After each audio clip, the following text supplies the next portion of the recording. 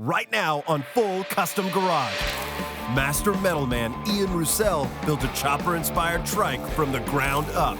The whole concept with this bike is giant rear tires, long extended forks, total 60s, 70s Ed Roth style trike. Outlaw stuff. With his hand on the throttle, Ian's not slowing down. It's all about making this thing look badass.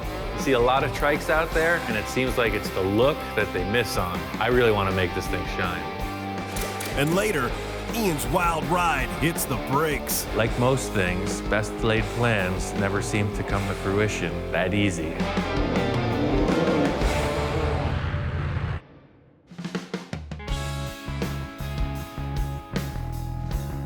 We're in Ventura, California. It's the Chopper Fest. Just looking around, see what's happening. I got a couple ideas of a bike I want to build, and I'm just seeing what's out there. Seems like the bike world's taken a couple turns in what's popular with style. For me, the 60s, 70s, the chopper thing that was going on is really the core of it. Traditional bikes have a really lean profile, and of course they got stretched out just to be crazier. That's what I'm into. I want to build a bike that reflects that. The thing I like about these bikes is it's all fashion. They probably don't ride that good, but damn, they look bitchin'. The forks are all stretched out, no suspension, rigid frames, really stretched out forks, just crazy ideas on wheels. A big part of the chopper scene were these straight four engines, Hondas, Suzukis. Denver's Choppers was building frames for these kind of engines, and I just think it's cool. I want to take that element of a really long bike, but make it a three-wheeler. Trike conversions have always been popular for motorcycles. It's really hard to get style into this three-wheel design, and I'm just gonna push my skills and try to make it happen. The whole thing I'm gonna try to do is build a trike that's badass. The problem I'm having with all the trikes I see is it just looks like a pile of stuff. It wasn't forethought. It just looks like they took a motorcycle front and stuck a car on the back. And I'm just trying to move through that. I want it to look like a motorcycle. My whole gig with the swap meet shopping is really just looking for anything cool. I'm not dead set in what I want to build, so I just might find the thing that sets the tone. Looking around at this swap meet, I'm thinking handlebars, seats, gas tank. If I can find some existing stuff from the 60s, it's gonna make my job a lot easier. I'd rather not have to make everything. If I can find it at the swap meet, then it's just way more progress. I'm walking away from here with a lot of cool ideas. There's still haven't found the right parts yet. Chopper Fest is a great show. I got a bunch of cool ideas. After seeing a few trikes out there, I think there's room for improvement. I have an engine from a '79 Honda Goldwing. It's a motorcycle motor and transmission. I want to mate it to a car rear end. My friend Don, he's got all kinds of cars and trucks. The last time I was over there, I remember seeing a rear end from an El Camino. I think they'll be perfect for this trike. Yeah, this would be perfect. I'll just clean this up and bring it home. Trying to get this trike built in 2 weeks. There's a big bike show coming up. I want to bring this thing there. 2 weeks for this project is really fast. I've been thinking it through in my head. I got a lot of plans. I think it can happen. Good as new. The whole concept with this bike is giant rear tires, long extended forks, crazy paint job, total 60s, 70s Ed Roth style trike. Like crazy cartoon character just jamming down the highway, outlaw stuff. Trying to use parts that already exist, it's easy in some ways, but in other ways it's more difficult. They weren't designed to work together, but you know they do work on their own. For me, the process is having an initial idea and then just building most of it just kind of on the fly. So finding something that exists and modifying other pieces to work around that idea is the quickest way to do it for me. I need to take this whole axle apart so I can narrow it. It's got offset differential. I really want to make the thing as narrow as possible, so I'm gonna have to shorten the axles individually. I want the tires real close, right up next to you where you're sitting. The coolest thing about the motor and rear axle on this is it's a motorcycle engine coupled with a car rear end. That's cool. The issue I'm facing is that the output shaft of the transmission is about 4 inches off center. I guess what I'm gonna have to do is narrow one side of the rear axle more than the other. I think the easiest way for me to figure this out is just mock it up with the tires and just see how narrow I can get it. This is the real deal. OG 1970s Krager SS. It just fits the whole 70s thing I'm doing. You can see how wide this thing is. It's just, I want something very compact. The thing I have to figure out at this point is I have my direct center where the 2 axles at this point meet dead center. This differential is gonna move over about 4 1/4 inches. So I think what I'm gonna do is make this axle 6 inches narrower than this one. Through all my calculations, it says that that is correct. I think something like this.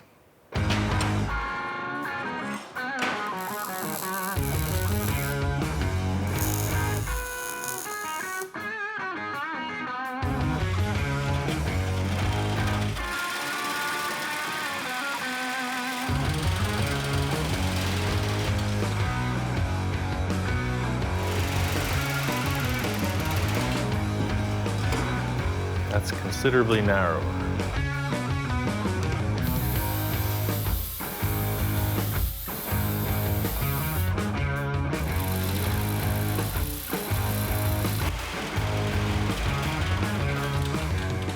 So you see the reason now, it's pretty apparent why I put these little legs on here, because they're all still at the same height. I can just move it, re-weld it.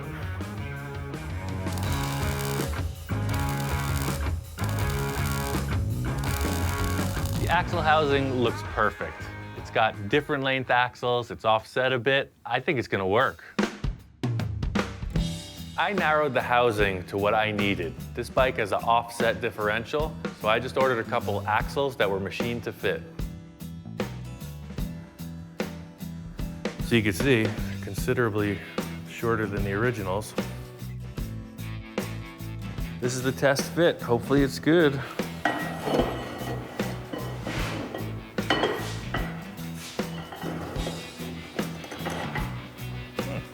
Actually fits. Number 2. Well, I'll be. It actually works. Wow, I mean, it works. It totally works. I'm always hesitant to let stuff leave the shop, but the machine shop did it perfect. It looks great. It's gonna roll.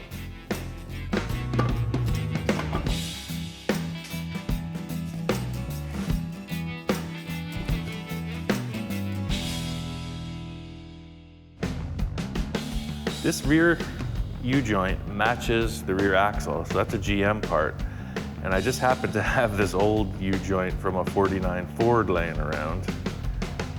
So I welded them together so that it's like a miniature drive shaft. The thing about the U-joints is the only way I'm really gonna know if it works is after it's done. The shakedown run, that's what's gonna tell the tale. The way that I've been building things, it's really found objects. It's used parts, old stuff, things that really have no purpose being together. I could just buy a motor and transmission and rear axle from a supplier. They sell trike kits all day long. For me, the turn on is trying to get this thing together with all these unique parts that don't go together. I'm gonna go visit my friend Gary. He's an old school biker. I know he's got what I need. I've been in this building here for 36 years, and he mentioned something about what he was doing and on a bike, and I said, wait a minute, I think I have something buried here that you could possibly use. Long time no see, sir. Best thing about having friends like Gary is he's been around forever. He was doing the thing when this was popular, so I know he's got what I need.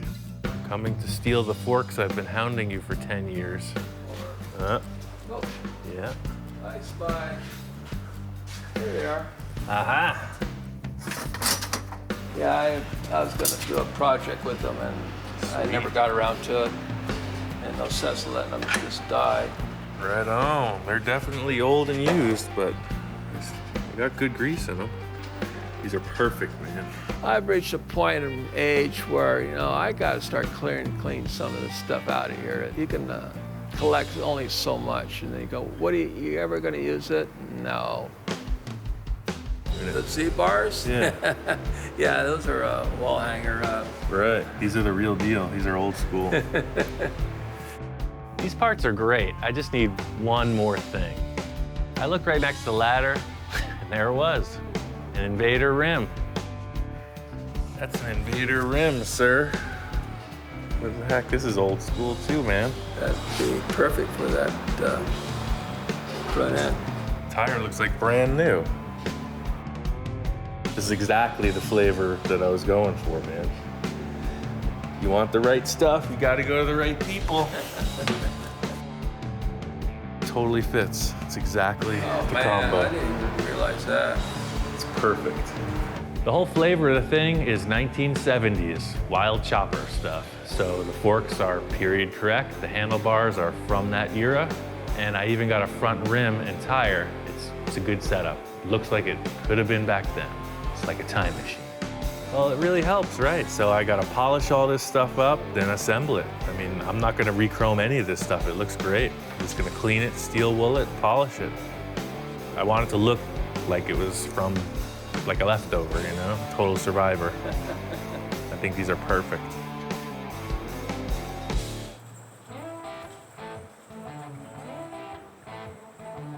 I built this thing like 20 years ago.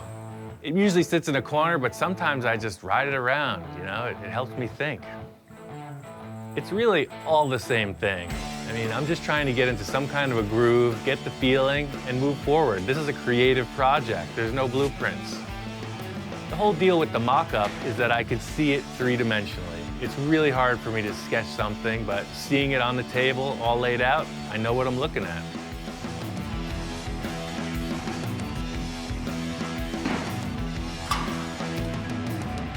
The whole concept with the mock-up is being able to make changes. It's really hard to see what it's going to look like until all the pieces are in place. It allows me to adjust the wheelbase, move the handlebars, do my hair, you know, whatever it takes to make it right.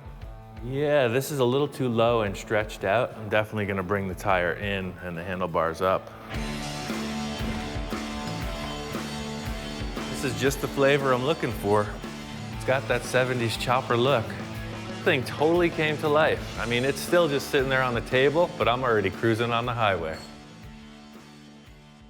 This bike has a solid rear end. It's a rigid, it has no rear suspension. I need a comfortable seat. I was looking around for seats, motorcycle seats, horse saddles, wheelbarrows, anything. That would almost work. Just upholster the whole thing. No ordinary seat's gonna fly for this. It's gotta be something really cool. That's not the seat. It's hard to know what this seat's gonna be, but I want something unique. It could be anywhere. People sit on a lot of stuff. Seats are around here somewhere. Just gotta find them. You know, it just occurred to me, I've been sitting, working for 10 years, 8 hours a day on this freaking work seat. I think it's perfect.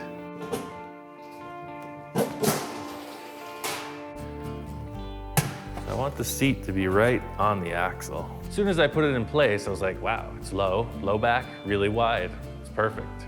I'm gonna put the seat right on the rear axle, so I'm gonna bend a hoop and set the seat. That way I can sit on the axle, put my hands on the bars, and decide where they should be. Using this 2-inch round tube for the seat support, I'm building the whole frame out of this. It's 1/8-inch wall, it's super strong. I'm just gonna twist it up and make my own frame.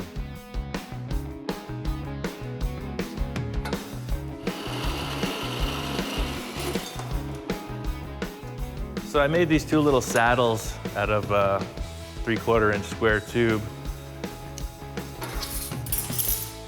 They're gonna sit right on there, and that should be plenty secure.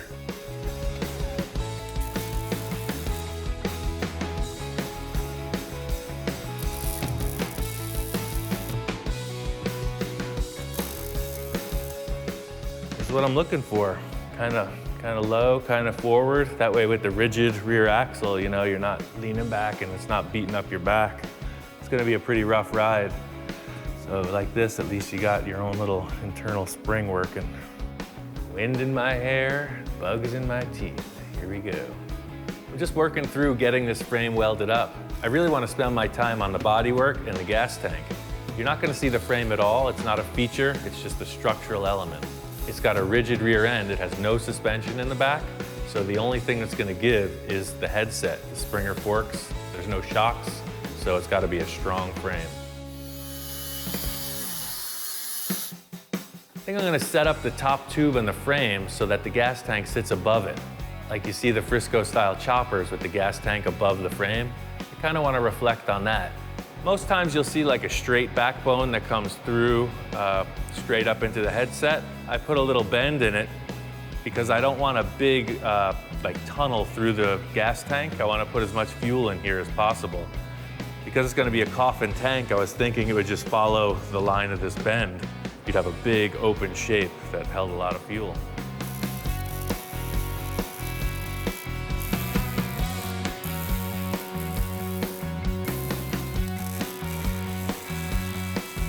So this is the look I'm going for. I see the 2-inch tube backbone, 1.5 inch uprights, and then I'm putting a big gusset around through the headset. I'll weld it in all the way around, so it's big, chunky gusset holding the headset in place. The whole idea of the trike, it goes back to when I was a kid. I mean, all the cool kids in the neighborhood, they had big wheels. Everything I build with these far out proportions, it all goes back to that. When I grow up, I'm gonna have the craziest freaking trike or the wildest hot rod ever.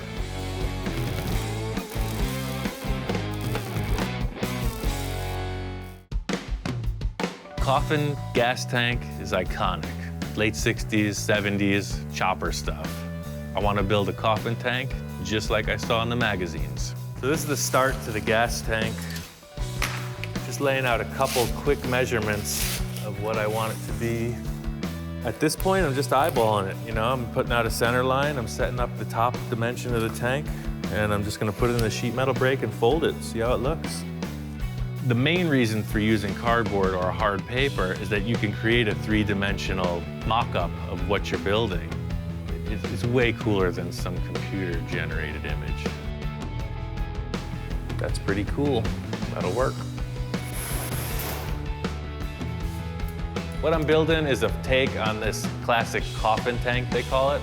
Has flat sides, kind of faceted, sort of like a diamond, or like a coffin. The coffin tanks are pretty basic because they're just flat panels bent on a sheet metal brake. It's pretty simple. No English wheel, no special hammers. You just bend flat panels and weld them together.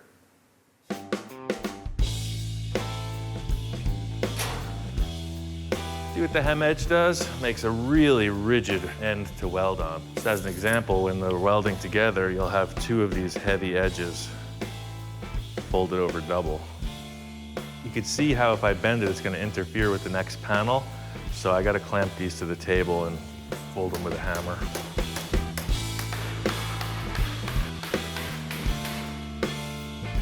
This is pretty cool because it shows that you don't really need all the fancy tools to do this type of thing. This is the last bend. This type of fabrication really reflects everything I've been doing, is just try to figure it out and make it happen. I've never had the luxury of so many fancy tools. Sometimes you just gotta go backwards, like this. A couple pieces of tube and a couple clamps. Done. This type of gas tank's kind of old school, no special forming, it's all flat panels. The key here is making sure it's all welded solid. If the welds aren't good, it's gonna leak. If it leaks, you're on fire. That's no good.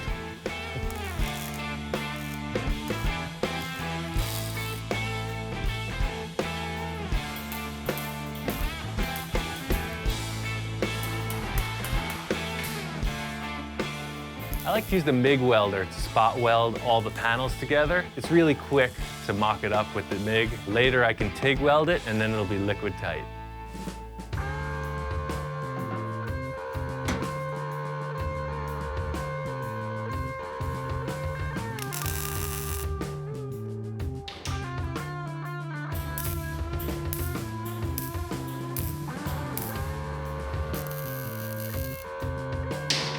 Looks good.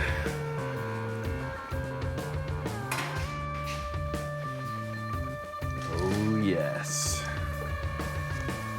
Starting to look like a motorcycle.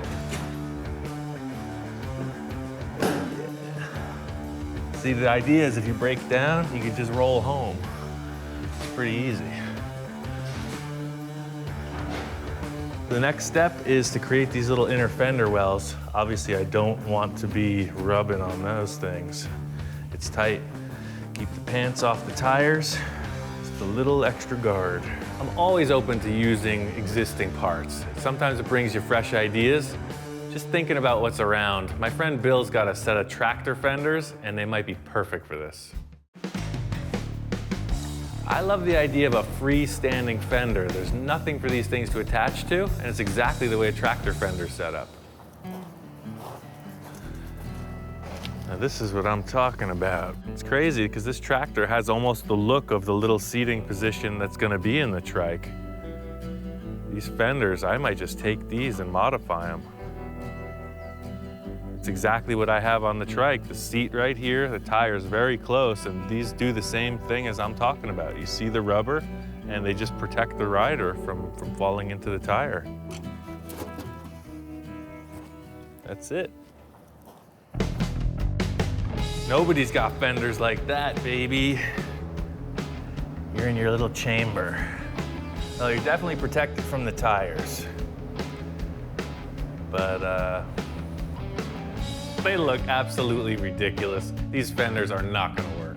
These fenders are a little too Flash Gordon for me. It just makes me think of a clown with a big tie on, you know, big shoes. It's just not cool. It's gonna look comical, and I'm not looking for that. My plan is to duplicate this design, but smaller, half size. I'm gonna use a round rod all the way around the perimeter, and then finish it off with a sheet on the surface. Here is an improvised arch maker. I need to create a radius around those tires. There's a lot of ways to bend tubing. Sometimes I just do it primitive. It works for me.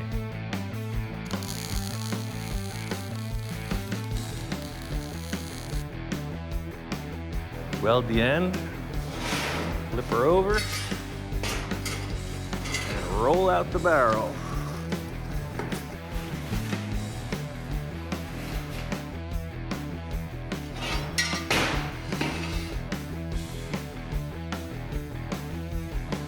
This rim made the ring too small, so I'm just gonna stretch it out on this tire. It's always easier to open the arch up than to try to shrink it down.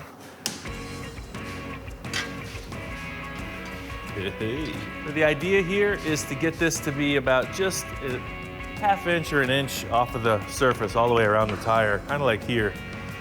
So all you do is just start to beat on it.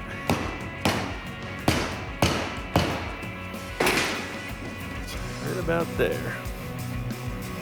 So this puts an even half-inch perimeter all the way around. Now that I got these hoops around the tire, the rest of the skeleton of the body is going to be the same rod. So I'm just making some pieces that go around the tire and hold it up. Now I'm gonna set up a couple little braces so that these hoops don't fall off the tire.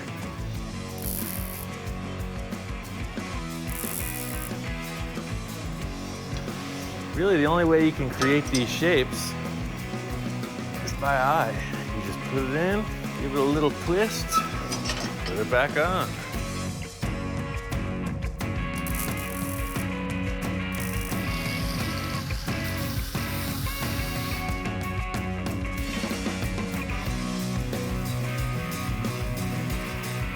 So I'm gonna create a little sheet metal edge that'll come from this side to this side and just put a little crown in it. This is why a man would want soft cardboard, for those very delicate areas. So my plan, cut the steel a little bit bigger. This is just a rough guide.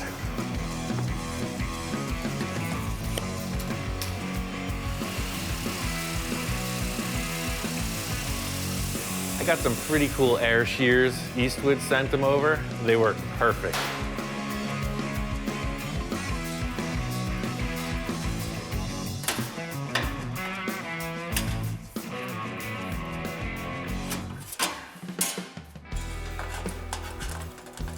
one of those instances where you realize you can never have too many clamps. You can see it swings down and then out and then back around, and it's all one panel. It's gonna be a lot easier when it comes to bodywork because there's no welded seams. Some people may cut it on the highs and lows, but I just swung it right around.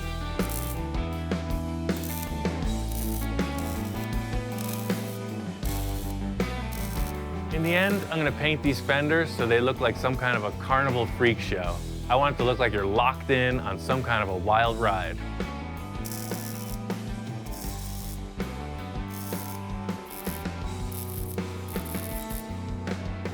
All right. It's getting closer. The whole idea with the fenders, you can see now, your legs ain't gonna rub. It's perfect. You got just enough to keep you off of that. Still got your wheelchair action. It's pretty cool. Something about the bars that were on the forks, they just looked a little too small proportionally in relation to the rear tires especially. I just want the bars to be a little bit more forward and not so down in the wrists. I want them kind of straight out.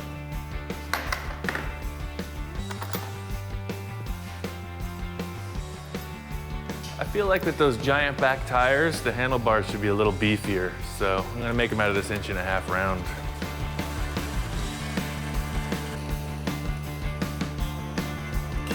See on the top of the bars how they come backwards towards the rider. I don't want that much angle. I want them to be a little bit more forward.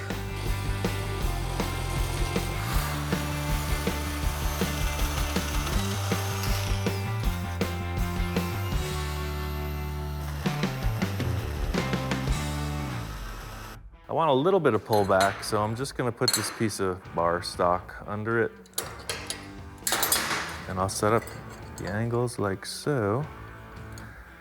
And that should be good.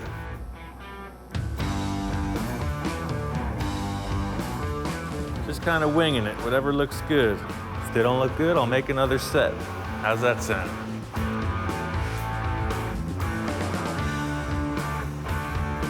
Right now, I'm just trying to make sure that they're both even. You don't want one limp arm, right? So I'm keeping these angles parallel, straight through, and then they're the same distance off the table. And that's all there is to it. Another issue with the forks that were on the bars was the risers. I thought they looked a little bit too spread out. I wanted something right down on the headset so that the springs really showed. These are the risers. They're gonna weld on the bottom of the handlebars. Instead of bolting on like those, it'll be a clean, clean look.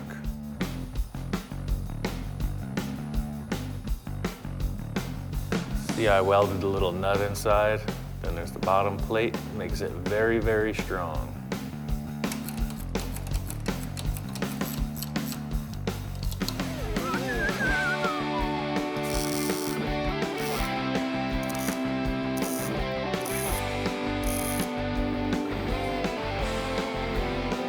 Feeling it, man. I'm feeling it. Born to be mild. The bike's really coming together. It's got the flavor. The handlebars were like the final touch with the fabrication. It's on. Now that the fabrication's done, I'm really starting to think about some crazy paint job ideas. But even that's getting ahead of myself. I need to make sure this motor runs. It's been sitting around for a while, and I hope it still works. This build's coming along great. The next big thing I gotta deal with is the engine. So I'm gonna try to adapt a Volkswagen carburetor to this Honda engine.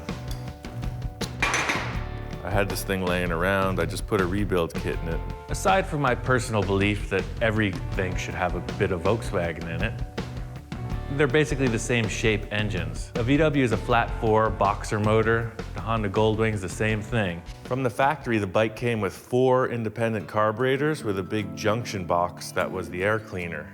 It was really well designed for maximum performance, but they're gone. In looking at the Volkswagen motors, they have a center carburetor with a long runner connecting both cylinder banks, and then they have a short splitter like on the dual port manifolds. It seems that they tried to make this as even and short as possible. So I'm gonna try to replicate that. Bought these U-bends, and of course they're not the right radius. They don't match from cylinder to cylinder. So the first step is to cut them so that they fit the existing intake from the Honda.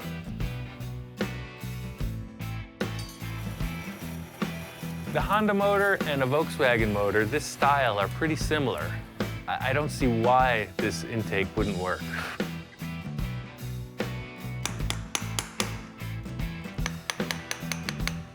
Those two half circles you see coming out of the castings will get welded together, and then there'll be a port cut on the inside edge of each of them where the crossover tube mounts. Next, I'm gonna make a tube that crosses over the engine. After that, just make a riser for the carburetor and weld a base plate on. I'm using the same size tube and making a cross member that goes left to right on the engine. It'll look kind of like a dog bone, but I'll put it upright in the center of that holds the carburetor. It's gonna go 10,000 miles per hour. It's amazing. This intake is just a shot in the dark. It's my best guess, just like everything else I build. I'm just winging it.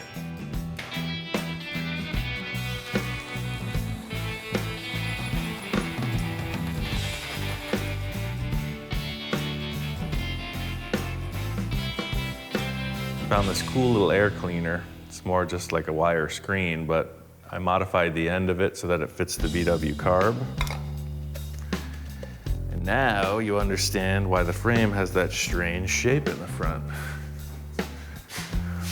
See, that sits just like that. Pretty slick. So all I need to do now is just make a tube that goes up and holds the carb. Like most things, best laid plans never seem to come to fruition that easy. This isn't gonna work at all. I didn't take into consideration the way the throttle linkage is gonna hit the manifold. Pretty much married to the idea of the intake being this shape. I gotta come up with a way to make this work.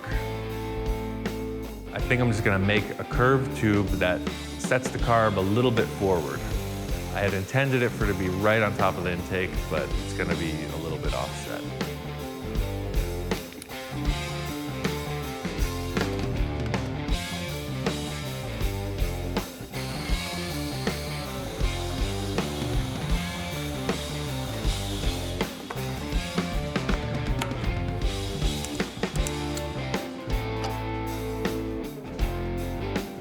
Yeah, the motor's rigid mounted, it's not gonna shake, so the carb won't hit the frame. It's all good. Bitchin'. I think it looks great. It's exactly what I was thinking. You always gotta jump hurdles to get there. In the end, it's what I wanted. Now that I got the intake squared away, I'm stoked. It looks like it's gonna go. I don't know if it's gonna work. It's time to try to start this thing. It's the moment of truth. All right, let's try to give it some fire.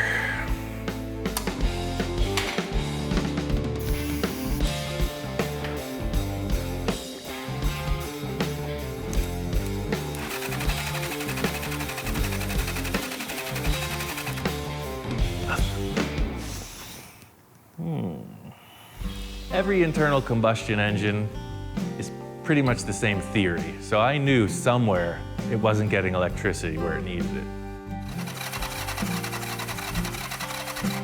No spark. There's this red wire just sitting here. I don't know if that goes to power. There's a little thing in here. It's no more ignition points. So this magnetic module needs power. That's what it is. Aha. So somebody changed out the points to this cool little electronic ignition. I had this whole motor rigged. The wires were twisted together. There was no fuel tank, no exhaust. I don't even know if there was oil in it. I just wanted to hear it go. Prepare for start.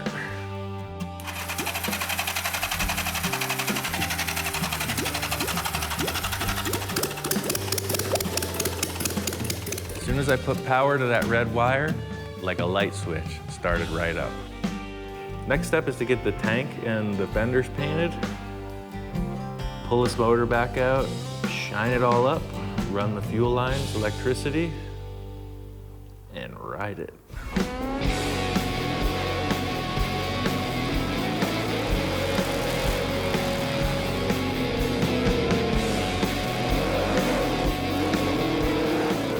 This bike is bitchin'. I'm really stoked. I mean, it totally works. It feels good, it's got plenty of power. I couldn't have done it better myself.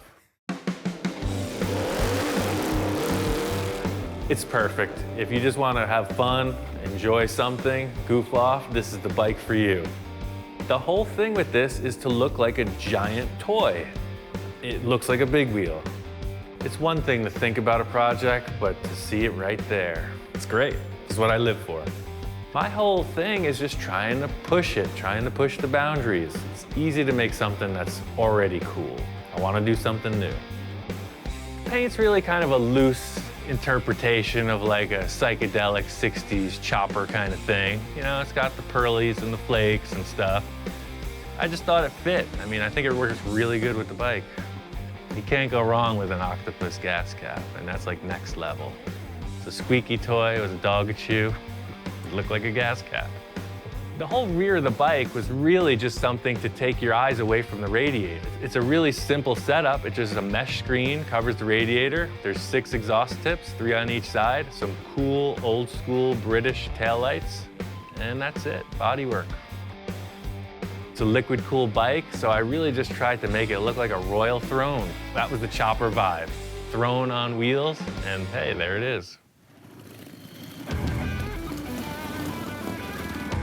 I just finished the trike. I brought it out here to the Born Free show to reveal it, and it's on.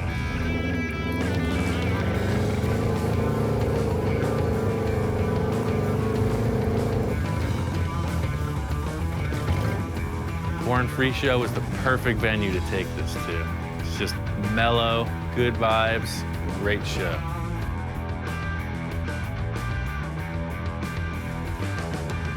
I feel like this show really embodies that 60s, 70s hand-built bike vibe. You see a lot of really long bikes, thin tires, everything that was happening before the mass production.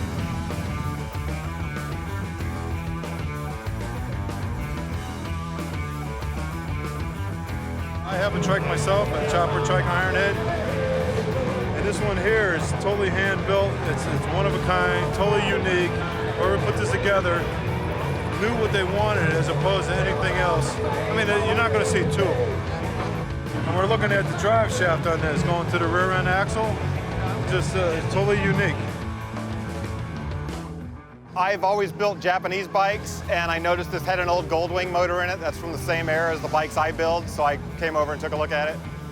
I like all the angles, you know. I like a style of bike called a digger, and they had angled tanks like that, you know, like mid-70s sci-fi type of stuff. And I noticed that before I even realized it had the Japanese motor in it. Once I saw the Goldwing, that just topped it off.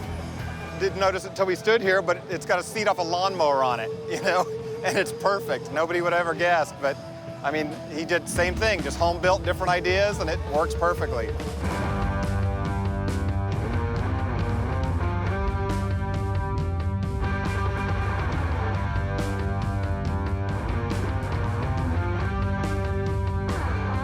The whole thing behind what I'm doing is it is meant to be displayed. It's meant to be exhibited, thrown out there for everybody. It's pretty sick. You can make a Honda Goldwing look cool. And a badass trike that's like super short. I don't think it probably pops wheelies like no other. A lot of ingenuity in it, very clean. The reason I wanted to build this trike in the 70s style is because I guess the 70s style bike was a little more experimental, it's more creative, and I just like that aspect of it. It's kind of like the weirder it is, the more it sticks out. So. Yep, yeah, more people like it. It's hard to describe exactly why I need to do this, and that really is the proper word. I need to do this. As I understand it, you only live once, and for whatever reason, I need to build these things. Being at a show like this, the Born Free, it really turns you on. No other way to put it. These guys have it nailed. It really makes me want to build something else. The next thing I build is really defined by what's laying in the scrap pile. That's how this thing was built.